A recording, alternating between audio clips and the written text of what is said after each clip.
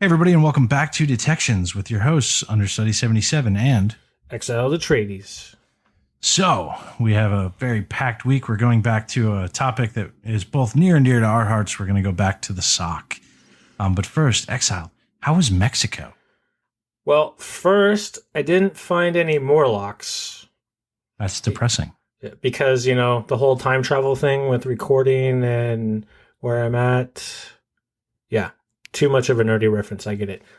It was good. I know it was very enjoyable for what was remembered about that. Because again, it was a special time, to be there at the wedding with my friends. The whole party was there just mainly for the weekend, and the last half of the trip was, I think, just 5 or 6 people. So it was a lot more intimate and cool. So what did you learn?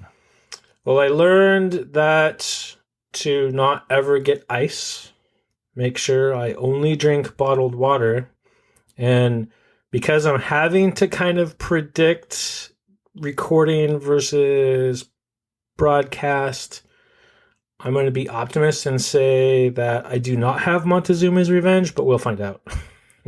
Fair. I did try to learn how to say find badness in Spanish, so I apologize for extremely butchering this ahead of time. It was encontrar la maldad. And may all your predictions and or facts that you listed about your trip come true. I hope so. And the pictures. You'll enjoy the pictures. I'm sure I will enjoy them when they exist. So I don't know that we have a whole lot other than that. So we can dig right into the news. Maybe this will be a short one. Yeah, and you should start us this time. I can start us this time. So the first thing to talk about that is actually interesting and good to know about is that Bloodhound 3 came out. Bloodhound 3 came out, and that's I don't have an opinion. I'm not going to say that's anything. Yeah. I'm going to say that it's been tested, it exists, and they added 3 new attack primitives and several performance updates to the GUI and a bunch of other places and new supports. And just real quick, if anyone's listening who's not familiar with Bloodhound, it's a tool that looks for account escalation paths in Active Directory environments. Correct. So new attack primitives include GMSA control, OU control, and SID history. So thinking about how can we detect this, right? And then trying to use that for the detection. It's Bloodhound's really hard to detect. Yeah. And that's just part of the nature, because it does queries within the system that makes it look like a normal admin thing. Mm-hmm. But what you can do is run it yourself, find the problems, and then fix the problems before it can be used against you in a bad way. Prevention. Which really, detection is great. And it's the name of our show. But if you can prevent, that's better. Yeah. And that makes the business happy, right? Agreed. So remove risk rather than detect it. Yes. Well, and it's all, even though we do focus on the detection, it really is all about reducing the business risk on the technology front. Agreed. Yeah. So I do have something interesting that I came across. Yeah. What do you got? So I saw this article from TechRadar about how the Mac OS X threats are outpacing Windows for the first time. Okay. And they had some statistics about malware threats and things like that. Now, didn't you have one over the same thing? I did. And this is where media gets really interesting, because I read the article that you're talking about, right? Mac threats increased by more than 400% year over year. Yeah. For the first time ever, Mac threats are growing faster than Windows. Last year, cybersecurity firm Malwarebytes detected 11 threats per Mac endpoint, which is nearly double the average of 5.8 threats per endpoint on Windows. Here's the problem. They're only really telling you a little bit of the story, because it's not entirely genuine what they're trying to say. It's not saying that Mac isn't a problem, but then if you pivot to the more in-depth review of this Malwarebytes thing, and there's a dark reading one, and I will probably honestly read the whole Malwarebytes report because I think that's interesting, but I haven't yet. There's a dark reading one that talks about it, right? So the average, yeah, absolutely. The average computer running Mac operating system encountered 11 threats, nearly twice as many as the average Windows system, representing a quadrupling of threats on Apple systems. So yeah, 400% raise. Okay, that all kind of checks out, right?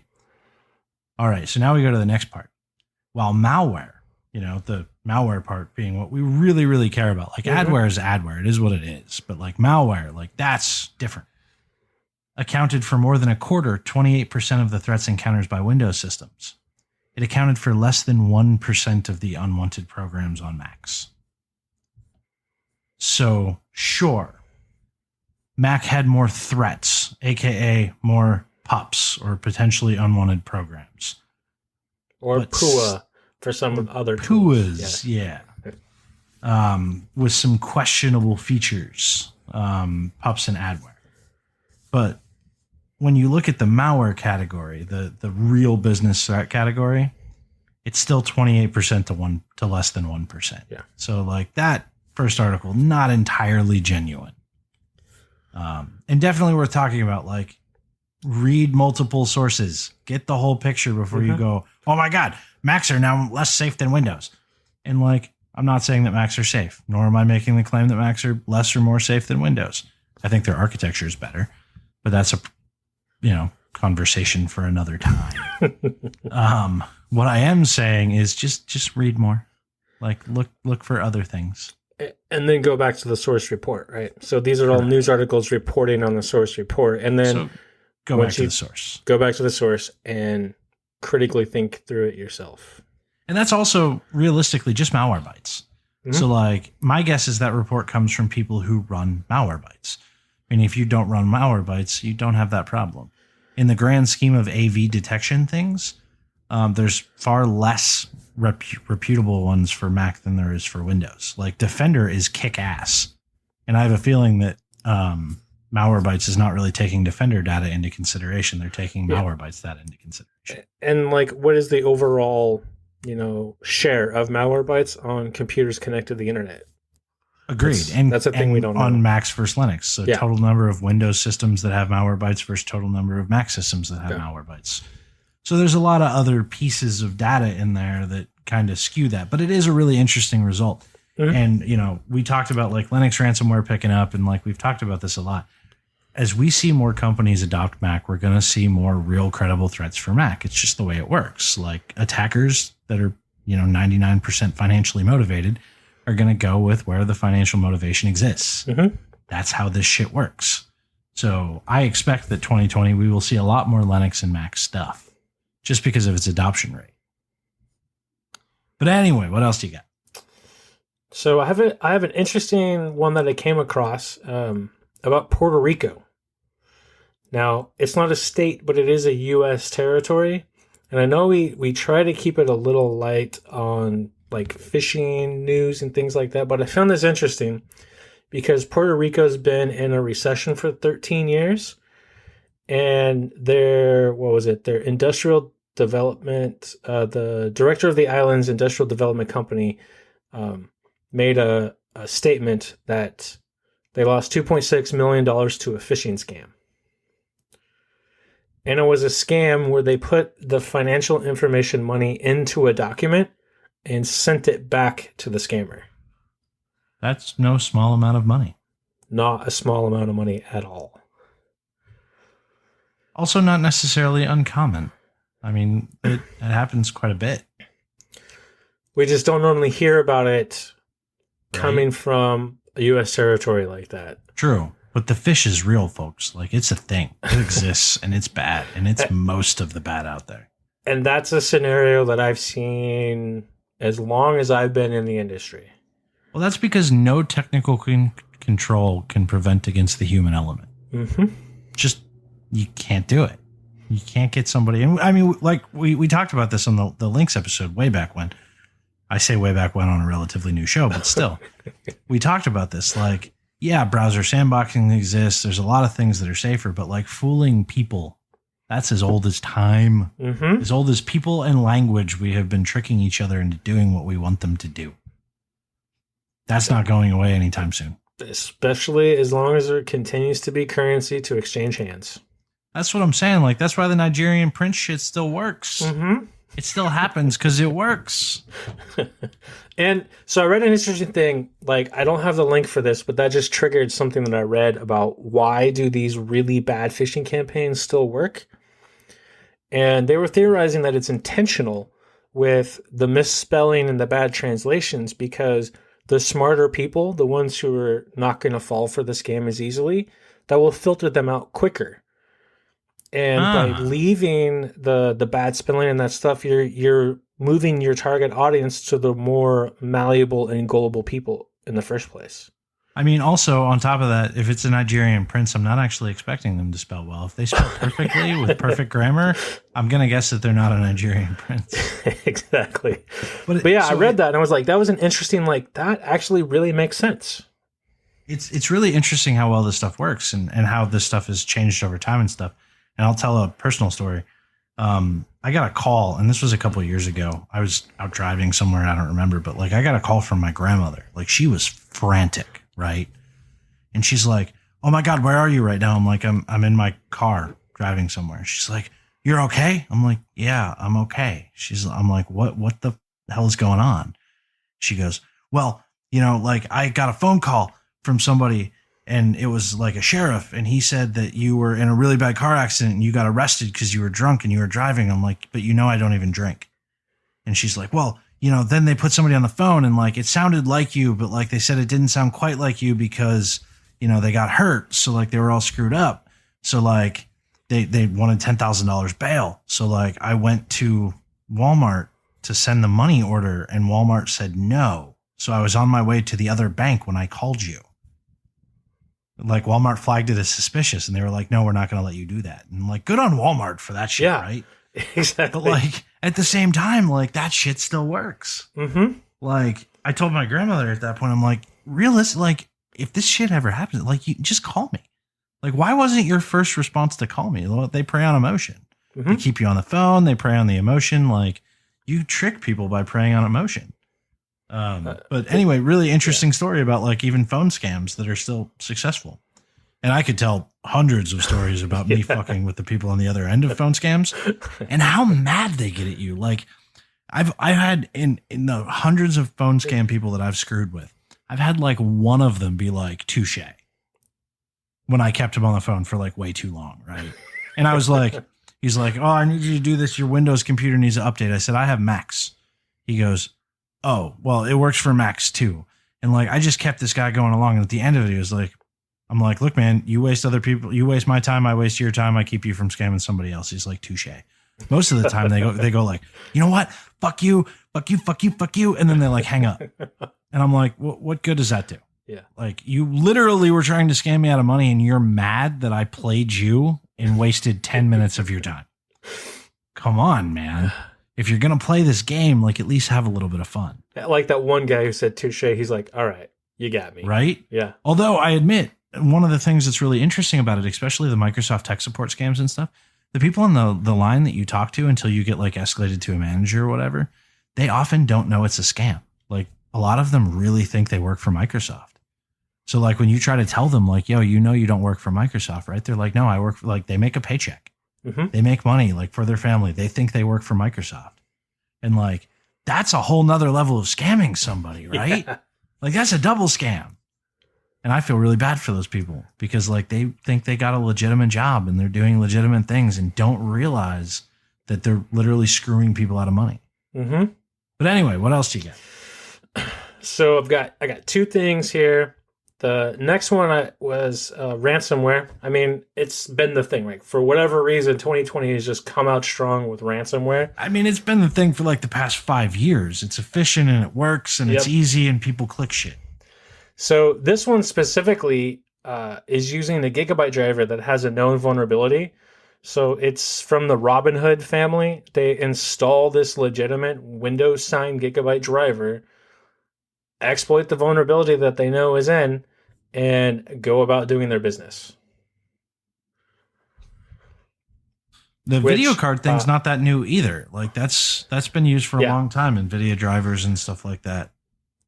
But because now you have a signed driver, right? So anything that goes to that signed driver looks like it's coming from a legitimate thing from the driver signing protection services of Windows.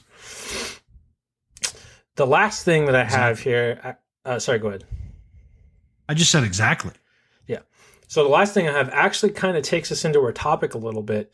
The folks at Trusted Sec did a fantastic job of releasing a resource to the community regarding Sysmon and their community guide.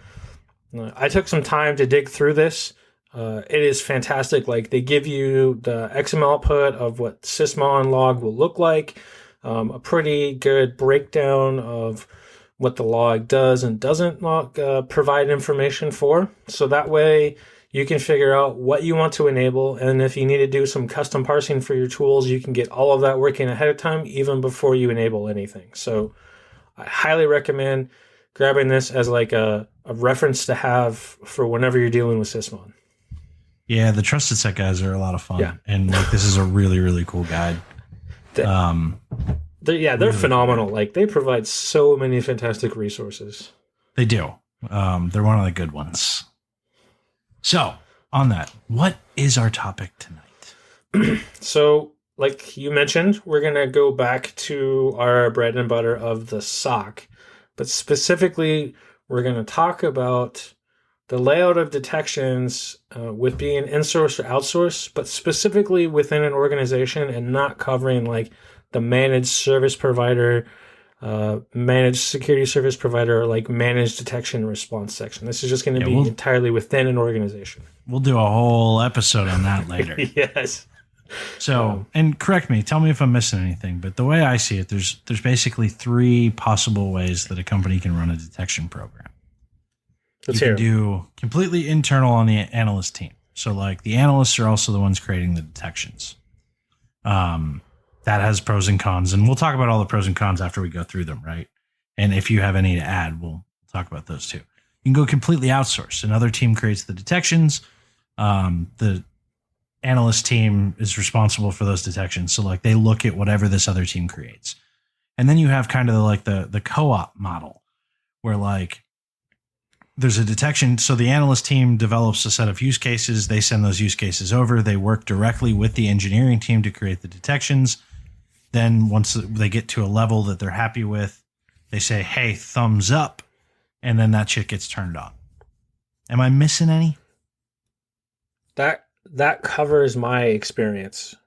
Mine as well. Yeah. So anybody out there, if I'm missing stuff, or if either of us are missing stuff, let us know. Let us know.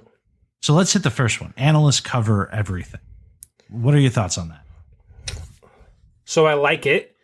It gives the analysts the opportunity to grow and learn based on their skill set and their knowledge, right? So it keeps them in control, and then that way, if they screw up, they're the ones that have to fix it too. And we've learned that sometimes, a lot of times, it's the screw up and the pain that teaches more than getting things right.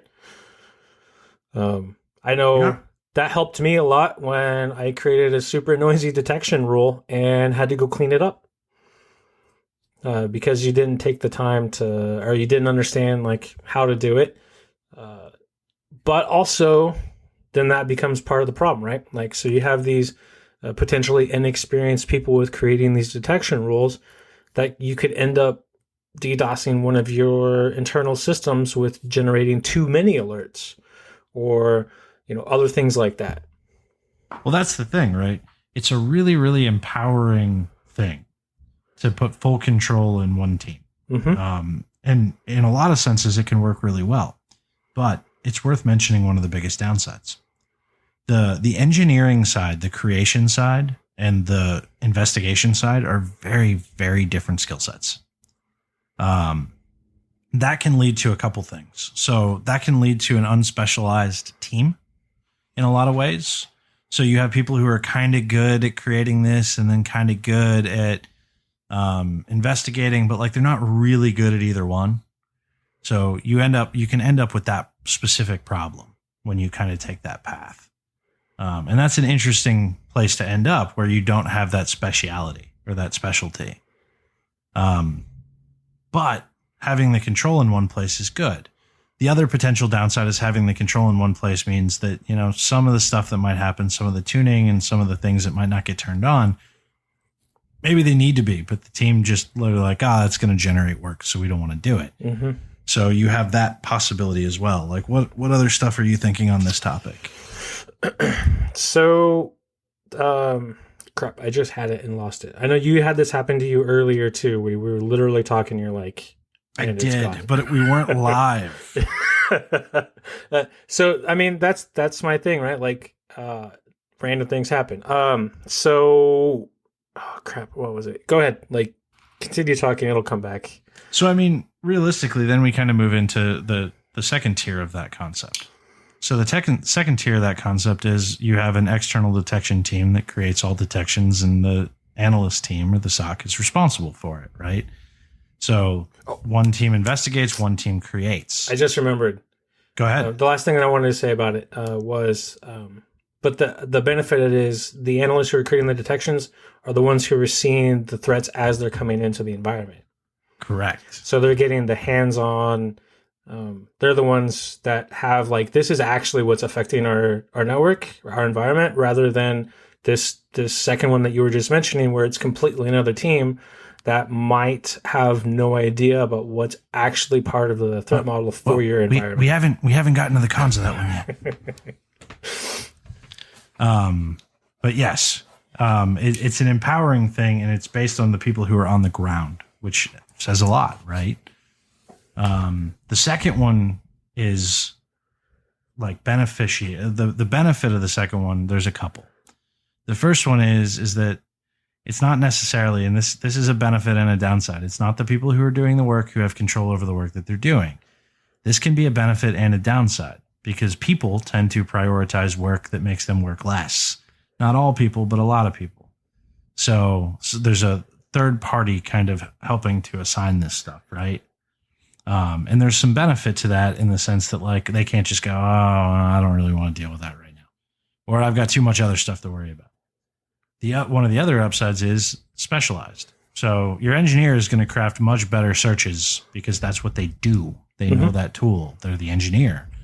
Then your team and your analysts are going to be able to dig much deeper into the investigation perspective because that's what they do. That's their specialty. What other kind of things are good there? I'm actually struggling on this one because I hate it. So this is both a good and a bad, is the forced communication. So with having it separated like that, you force both sides to be in more regular communication to make sure that what the engineer is writing for the detection stays relevant as what needed for the business's environment. Kind of, but that often doesn't happen. It doesn't happen, right? That's where the downside comes. That's why I said it's both a good and a bad, because then it also means the engineer can just ignore for a while or this fucker's generating 1,000 alerts a month. I need to change, or 1,000 alerts a day. I need to change.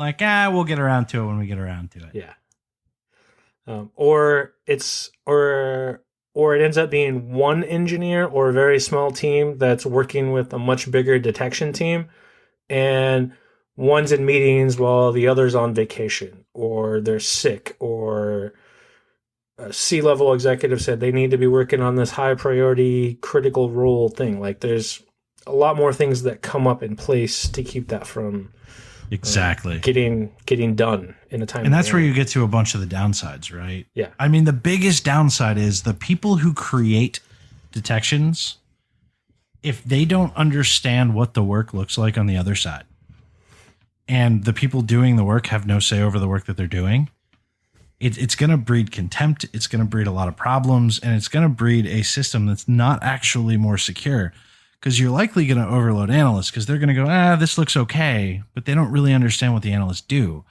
There's no trust to the analyst party. This is the system that you typically see when there's no trust to the SOC, right? Yes, or it's a very siloed kind of organization. Like I'm going to use utilities, for example. Utilities generally run very siloed, partly for compliance reasons. But that silo will create a little bit of that same going on, because the one team who manages the detection or the engineering aspect works for an entirely different business organization than where the detection team sits. Correct. So you could be dealing with multiple senior management people with completely different organizations. Mm-hmm. So, like, where I've seen this, it's usually in a trust perspective, but it's not always in a trust perspective, but it does tend to breed a lot of problems because the two groups tend to be so disconnected. Yeah. And that's really difficult, and that becomes a huge downside. So that kind of leads... Go ahead. I was going to say, and then that just means the communication has to be very intentional. Exactly. Well, that's where that leads you into the next thing, the hybrid methodology, right? So in a hybrid methodology, the analyst team is working with the detection team and or any external team to develop use cases or define use cases, success criteria, so on and so forth. We think this is a risk to our environment. This is why. This is what we need you to build. This is what we're looking for. The detection team then has some freedom, or the engineering team then has some freedom to express, to figure out what that looks like. They will then pitch, hey, this is what we got so far. What do you think? Oh, hey, like we could use this change. It needs to be adjusted a little bit this way. It needs a little bit of this, a little bit of that, whatever. Right. Mm-hmm. And then kind of both teams agree. And then the SOC team or the analyst team signs off and says, yes, this is ready for fucking prime time. We are ready for this to go. Enable it. Exactly. Go. Turn it on. We approve. Johnny 5 is alive. Exactly. Personal opinion is two things. This is both one of the best methodologies, but two, one of the most difficult methodologies to pull off in an organization. But let's talk pros and cons, and then we can get into that a little bit more. And I just want to say that there's a slight variation on that too, where in the hybrid mix-up, where the analyst can send a proposal for how to write the detection, but it Correct. Still ultimately is on the engineer to confirm and develop it. Absolutely correct. So when we talk about this topic, like the pros end up being that, you get that pro of having two specialized teams. Huge pro. The engineers are definitely capable of making the best search, best detection, looking for the best thing. They know that system. The analysts then have the time to go dig. The other upside is when the analysts are developing the use cases, or some of the use cases, or a lot of the use cases, they know what we're seeing. They know what they're seeing in the environment. They know what gaps exist. They know what that looks like. So they have a better understanding of the threat landscape and what's happening. They also know how these are triggering, or how they're going to trigger based on things that they've seen. Other upsides include things like when it comes down to tuning, or when it comes down to pre-review before stuff goes live, you don't build contempt because there's actually a pre-review process the analyst can tune out false positives first, which, please God, always have that. Always test signatures before they go live. Always look and tune out anything that you can before you even consider putting something live. I guarantee you, if you don't test it within the first 3, you're going to generate thousands of alerts within 2 minutes. And guess what? Maybe one of those is bad, but I guarantee none of them will be looked at. Mm-hmm. So you get a lot of positives from this methodology, but there's also, I say it's the hardest. And there's a reason why I say that. It involves more humans intentionally collaborating and communicating. Exactly. It involves shared responsibilities, shared credit, shared a lot of things. And humans working together is hard. Mm-hmm. That's just the nature of humans working together. It's difficult. Oh, I have this idea. Well, I think your idea is stupid. Or, oh, hey, I need this. The problem is in that system, undoubtedly somebody at some point is going to have to draw a line. They're going to have to be like, look, no, I won't accept that as it is. And the engineer will be like, oh, no, but I think it's great the way it is right now. Or you'll get it from the other side where, the analyst is being like, engineer, I need this faster. I need this now, while they're swamped with something. So, you end up with a lot more collaboration, but also a lot more, you can have a lot more tension that way. Mm-hmm. Right? That's hard. It requires the people to be less caught up in their own image, their own id and ego, and be willing to have patience, let things maybe take a little bit longer, and be okay with being wrong, which are not defaults for most humans. Exactly. And like, it just doesn't work that way. So like, let me talk about the dream world, right? If you're trying to set this up, are we at that point where we can talk about the dream world? I think so.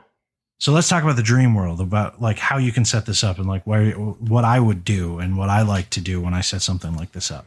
I like the hybrid methodology, but there's some rails that exist in the hybrid methodology that I think actually work really well. And you can kind of think of it like a government, but I'm not going to make the full analogy. So the first step in any detection is a use case, right? That's the first thing that you need. I'm theorizing that this thing is bad. I would like to find it. I would like a way to find it. That's the first step. Well, how do you get that use case? Do you rely on the security team? Do you rely on the engineer? Fuck all that. I say rely on everybody. Basically, hold an open forum. Let the IR team come. Let the SOC come. Let the engineering team come. Let the intelligence team come. Let everybody come and be like, hey, this is a place where anybody can show up and you guys and girls can submit use cases. And you can say, hey, I think that we might find this bad. This thing that I know about might be bad. The CTI team is going to, if this is pending that you have all these teams, right? Some people, like one team does all this crap. But like getting that different input, like, oh, well, like I know that, you know, North Korea might be targeting us, or I know that like China might be targeting us. That's good information. And then the IR team could be like, well, based on past stuff, like this was a factor, so we have to consider that. And then you move into like the SOC team goes, well, this is what we see every day. This is how we see it. This is how we would, you know, want to see it, and what information we need to investigate it and how. So basically you do this. Then leaders or whoever, your technical SMEs, kind of rack and stack what you think is most important from the output of that use case. So like, oh, it's most important that we look for PowerShell like this, or it's most important that we dissect trusted sex sysmon guide and see what good we can get out of it, whatever. Right? Yes. Now you've got a racked and stacked list. You take that list and you say, here's my success criteria. Here's what I need. The engineering team is involved in this. The SOC is involved. Everybody is involved in this. And then you toss it over. You go, hey, we all met together. We argued, we bickered, we fought, we talked, we debated, all that. Here is the order of magnitude of like work. This is what's most important. The engineering team will say like, well, I can do number 3 in like 2 days. It'll take me like 3 weeks to do number 1. Do you want to make some changes there? And that's part of this bartering process. What can we do now? What can we do middle? What can we do later? That's a big part of it. So like you continue following down this path, and now all of a sudden you've got this racked and stacked list. You know roughly how long things are going to take, and you can say, this is my priority. Engineering team then goes and builds. As they build, they coordinate. Hey, I've got draft 1. I think this thing's ready to go. Toss it over to the SOC. SOC, in this case, because they're the ones who do the work and handle the work, and I believe very, very strongly in this, the person who does the work should have veto power over the thing. It's just the way it goes. If you do the work, you should have control over that work. And unfortunately, SOC is one of the few teams in the InfoSec world that very rarely has control over their work. Anything. Correct. Control over very anything. Rarely have the control over the things that directly affect them, which is really sad because I think we need to trust our SOC analysts more. And that kind of leads into a point that I wanted to bring up. And even this, I would say, depends on the tool that's generating the detection. For instance, take a look at something like a traditional correlation engine SIM that you write all of the detections on the back end, and then it does all of its crunching in and of itself and then sends out alert, versus say something like Splunk and Elk Stack Graylog, where you're writing the detections based on log data being sent to this tool.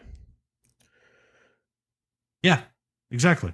Right. So the log side, I've seen it be way more effective to let it be that first tier that we talked about, where it's completely managed by the analysts. Because if you have to go through the process of, even in the hybrid of working with another team, the flexibility that's needed for even if it's an active incident just gets lost in the middle of all of that, where the analyst in that kind of environment having that control, even if they screw up, when they screw up, it's easy for them to fix right then and there. Oh, yeah. And there's a whole bunch of different ways that you can do that too. So as we continue down this thought process, right? Yeah. We've now got a racked and sec list. We're testing stuff. SOC has not vetoed it. We've signed off. This displays the information how we want the information. This tells us what we need to know. And this has a decent rating. So like I don't rate on fidelity alone because I think that's stupid. I rate on intent, fidelity, and frequency when we build this kind of stuff. I think that's a much more full way to look at the world. How often does it fire? How often is it false positive? And how bad is it if it's bad? Well, I mean, that kind of just builds into the whole, to use a buzzword, threat modeling. Correct. Of everything. So as you continue to kind of follow down this trend, now we've got something that's live. Now we end up in the tuning part. So, oh shit, we didn't account for something and now it's blown up, right? Your detections team or your SOC team always needs a way to handle that problem. And I mean, depending on the tool, like Splunk, you can suppress. So maybe you suppress and you don't change the rule because somebody else changes the rule. But you always need a way to handle that problem in the moment. And this is true of the detection side. Maybe something came in and it's important, or I found something and I need to spin up a very quick kind of dirty detection. The team that handles this stuff needs to have the ability to do that because it's important. That doesn't mean that come Monday, the engineering team doesn't get this as a new priority and, hey, this is important. Can you fix this and make this better? That's part of it. But like when you break down into the core of it, like the way that it works is like the engineering team in this case, in a functioning case, not that they don't have an input, but like the SOC is their customer. So if you're going to do this, and this is where it gets kind of hard with like egos and stuff, it has to be a customer centric org because they're building things for other people. They don't actually have to deal with the output. Yeah. Another team does. So like, it's really important when you look at this and how you look at this to like take that kind of approach where like, oh, let's actually trust the people who do the work every day to make sound decisions. Otherwise, you're going to burn them out. They're going to quit. They're going to leave. And then you're never going to have a good team. You're going to end up like every other, what's it called? Green something SOC? Greenfield, Greenfield, Greenspan, something like that. Yeah, you're going to end up like every other whatever SOC, right? SIM only tier 1 stuff. So you don't want that though. You want people who are thinking. So like one of the things I challenge my people to do is we do monthly rotations. So like my team is one person on my team every month is responsible for doing research into a new attacker methodology and coming up with a use case and the starts of the use case to turn that into a detection. Because I want them thinking about that stuff. Yeah, the thing that I wanted to say to back up a little bit is also, let's say something happens 7:00 on a Friday night. If the analysts don't have the capability to write a quick and dirty detection and you're dependent on the engineer, I mean, you're already looking at a team size difference, right? So often the analysts outnumber the engineer. So trying to get 1 or 2 people to answer their phone late night or on a weekend is difficult, where you probably already have an analyst who's ready to go and can hop in a matter of minutes to put something quick and dirty in place. That quick and dirty detection, quick and dirty tuning is a must. Yep. And for anybody who hasn't been in this world for very long, shit is always going to happen at 4:00 on a Friday. Yep. That's when people. That's just the way the world works. And Monday, 8:00 in the morning, when people start reading their email. Right? 2 busiest times. I've read my email. I'm freaking out, or attackers are coming in because it's 4:00 on a Friday and they know that everybody's going to be going home. Now, I do got to say, though, on that note, just as a side, for those who may not be familiar with it, holidays may seem like a ripe time, but in the 5 years that I was in a SOC, they were just as quiet as the actual workers who were taking a holiday off too. So I have a theory for that. You know why? Because the people who are doing the regular attackers take the same holidays off? Oh, hell no. The people who are doing the attacks don't take the holiday off. Then what's your That theory? doesn't happen. 95% of successful attacks, and I just made that number up, but it's in that general range. I guarantee it's in the 90 plus. Come from some form of user interaction or social engineering. If there's no one working, there's no user interaction. No one's So gonna- you can exploit vulnerabilities. You can do that kind of stuff in your off time, but that is far, far less common than some form of user interaction. That's my theory. Sound theory. It's a theory. I haven't proven it, but I trust my gut on that one. Even though we have a guarantee of 90% plus, it's still just a theory. I never said guarantee. If I did, which I might have, but I'm never going to know. What is the But real? it's a strong guess. We will replay it later. And No, we won't. so for those in the detections channel and DPS, feel free to Call me on my shit. It's a strong, strong guess. So, hopefully that kind of lays out how this works a little bit more and some different methodologies to make this work. Some of the pros and cons of it. Like any time we do this, we totally spent the largest amount of time focusing on the thing that we think is best because we're allowed to do that. It's our podcast. Mm-hmm. If you have a better idea out there, tell us. Be specific. Let us know what works better for you. Because And, we're like, not I'll the think rock about stars and idols. We're just two jackasses who talk on a podcast. two jackets stuck on a podcast. Share our experiences. Exactly. So I do believe that brings us into our detection. It does bring us into our detection. And This one's a personal one for you, right? This is a personal one for me because it was one of the ones that I learned about from an active red team assessment. Okay. So Well, continue. this was this team managed to use a Metasploit exploit to get a rogue service to be registered on the compromised system. The first place, and during this assessment, there were some visibility issues because we were literally had just started the SOC like 2 months prior, so there was still a bunch of baselining things getting spun up.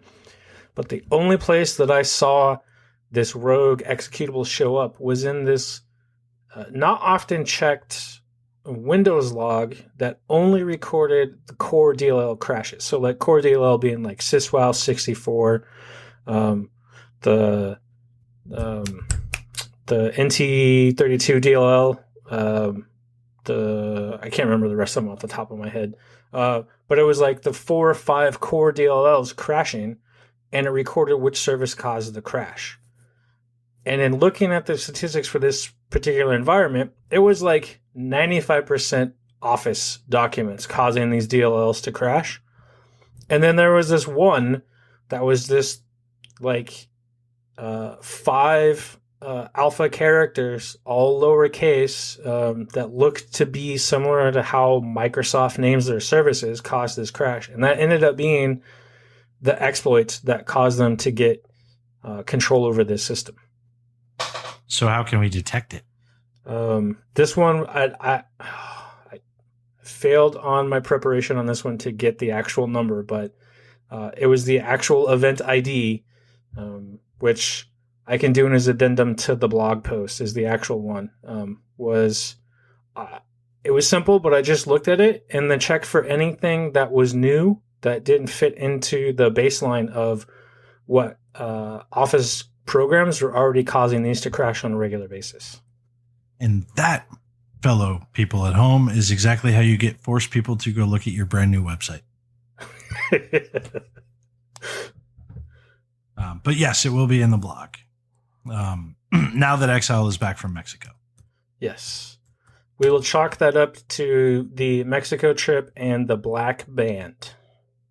There you go. And the constant hangover, or not hangover because you're still drunk. Well, I mean, I'm just going to straight up brag about this. I've never had a hangover in my entire life. I'm just saying, when we actually talk about Mexico, like when you actually have gone there, I will be very surprised if you remember any of it. Okay, we'll see. All right. Then I guess that's it. That's it. So thank you for joining us again. Sorry for the bad preparation, but that's kind of what happens when we're two jackasses doing our own podcast. So take our information, use it to help to go forth and find badness.